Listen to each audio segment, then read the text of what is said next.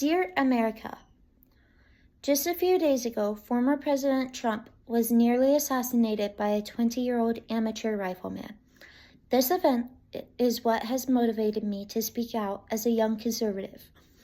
I'm tired of people assuming that because I'm young and conservative and not left-leaning as is the status quo of my generation, my voice is politically irrelevant. I've had extended family members assume that my political views are completely based on my parents' views because they are conservatives, as if I can't think for myself and form my own opinions.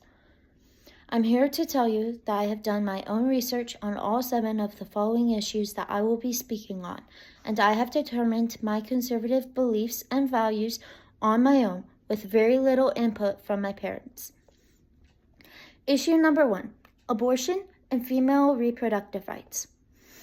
Abortion is a hot topic right now due to the 2021 Dobbs decision to overthrow Roe v. Wade, therefore returning the right to the states to determine whether or not abortion should be legal in their state. Scientists have agreed for a long time now that human life begins at conception, and we have proof of this. Therefore, abortion is the intentional murder of an innocent human life and is wrong at all stages of pregnancy. I believe that abortion should be illegal in all 50 states and that abortion is not a right anybody should have. I am in support of providing all safe forms of contraception to the general public at an affordable price. And I also am in favor of removing some of the bureaucratic processes currently necessary for women to get certain surgeries or procedures done to remove reproductive organs necessary to bear children if they want to for health reasons or even personal ones. I believe it is very unfair that it can take months or even years for women who need certain procedures or surgeries due to health issues to get approval for them. Meanwhile, trans people can get these same procedures done whenever they want with very little to no verification that they actually need the procedure.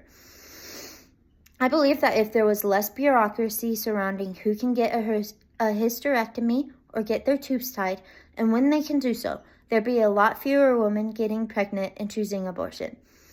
While I don't agree with our former President Trump that abortion is a states' rights issue, and I think it should be illegal in all cases in all states, I believe that his stance is currently a political necessity in order to help get the pendulum swinging back towards the right side of center, as there are a lot of moderates in our country who don't have a strong stance either way on the abortion issue, but are certainly not in favor of allowing abortion for all 9 months as the Democratic Party is pushing for.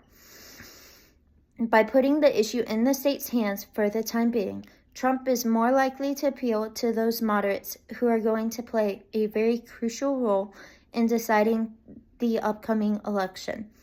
I think that as conservatives, we need to focus on winning this upcoming election and then vote for strong pro-life Republicans in our state's general elections in 2 years. Issue number 2, the Second Amendment.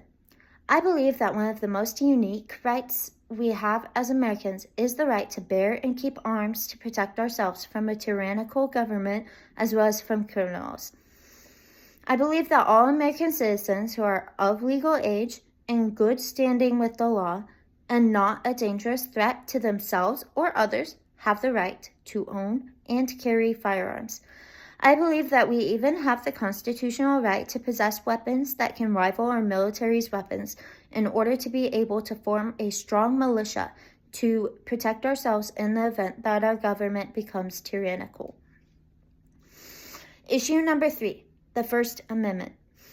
I believe that free speech should mean that anyone can say anything they want in the public sphere, even if I disagree with it, and even if I believe it is wrong.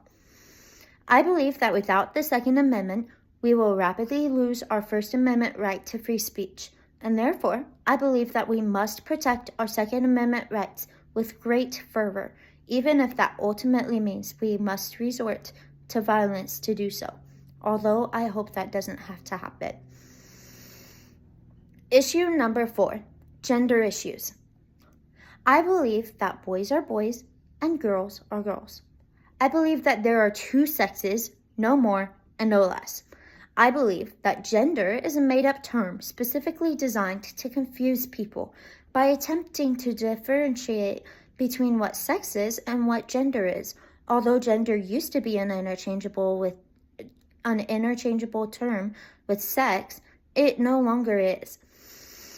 I believe that transsexual individuals are people who suffer from a horrible mental illness called gender dysphoria, which ought to be called sex dysphoria, and that if they wish to medically transition as adults, they have the right to do so and should always be treated with the utmost of compassion, empathy, and love, regardless of whether or not they choose to medically transition. I believe that children who struggle with body dysmorphia and/or gender dysphoria should not be medically transitioned for their own health and safety. Children do not know and cannot understand the long-term side effects of such a permanent decision and absolutely should not be allowed to medically transition at any point while under the age of 18. Issue number 5, sexuality issues. I believe that sex is a sacred act and should always be treated with respect and care within the confines of marriage, which is a sacred commitment between a man, a woman, and God. I believe that homosexuality is a grave moral sin, which ultimately hurts homosexuals the most. That said, from a political perspective, I would tend to favor using the legal term civil partnership rather than marriage in order to allow homosexuals the ability to have the same legal rights and protections that married couples have without wrongfully calling it marriage and therefore perverting that sacred institution. I must admit, I am somewhat conflicted about this issue, which is why I specifically stated that I would tend to favor using the legal term civil partnership. Because historically, when societies have loosened their standings on morality, and especially sexual morality, said societies very rapidly become weak and fall. And I have watched this happen in front of my very eyes since the Supreme Court's decision in 2015 to legalize gay marriage in America. I have watched our society rapidly become weak and go down the road of self-destruction. It is now considered socially acceptable and even commendable for young children to attend and participate in drag shows and pride parades, which include completely naked men, people in BDSM gear, and adults participating in all sorts of degeneracy in front of these young children. Pedophiles are becoming increasingly mainstream and gaining acceptance by lumping themselves into the alphabet community and calling themselves minor attracted persons, or MAPs. Biological women are increasingly losing our safe spaces and even sex-specific sports because the feelings of biological males who claim to be trans are more important than our feelings and, more importantly, our safety.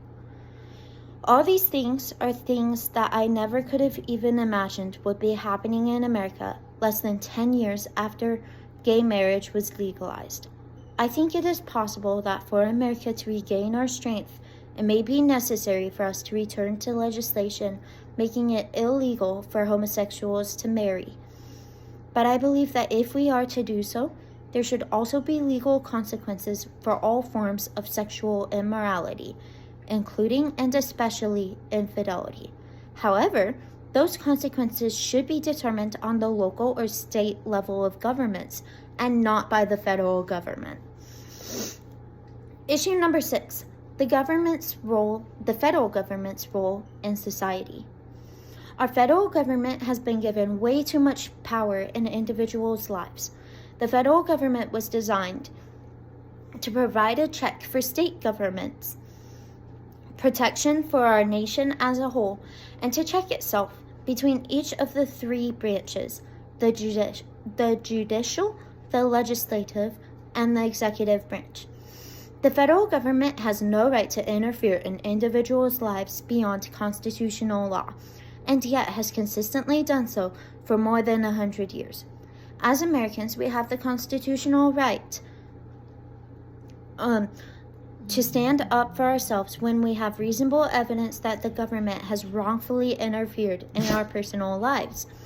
We are entitled to individual liberty within the bounds of constitutional law as American citizens, and we are allowed to fight our own government should they cross that line, which I believe they have for over 100 years.